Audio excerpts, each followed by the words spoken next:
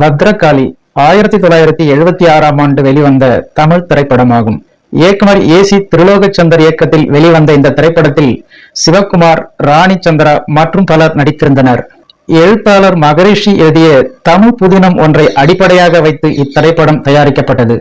இசைஞானி இளையராஜாவின் இசையில் வெளிவந்த இந்த திரைப்படத்தில் இடம்பெற்ற கண்ணன் ஒரு கைக்குழந்தை, ஒத்த ரூபா உனக்குத்தாரேன், கேட்டீலா அங்கே பாடல்கள் சூப்பர் ஹிட் அடித்தன.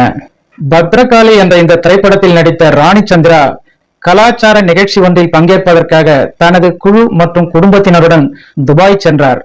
கலை நிகழ்ச்சி முடிந்து 1976ஆம் ஆண்டு அக்டோபர் மாதம் 11ஆம் தேதி பம்பாய் வழியாக சென்னை திரும்பும் போது திடீரென்று விமானம் தீப்பிடித்து விமான நிலையத்துக்கு அருகிலேயே மோதி விபத்துக்குள்ளானது.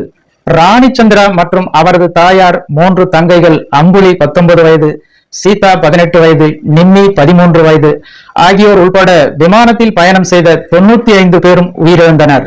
பத்ரகாளி படத்தின் மீது ஒரு சில காட்சிகளை ஓரளவு அவரை போன்ற உருவமுள்ள பட்டிக்காட்டு ராஜா என்ற படத்தில் நடனமாடிய புஷ்பா என்ற துணை நடிகையை நடிக்க வைத்து இந்த திரைப்படத்தை முடித்து 1976ஆம் ஆண்டு டிசம்பர் 10ஆம் தேதி ரிலீஸ் செய்தார் இயக்குனர் ஏ.சி. திரிலோகச்சந்தர்.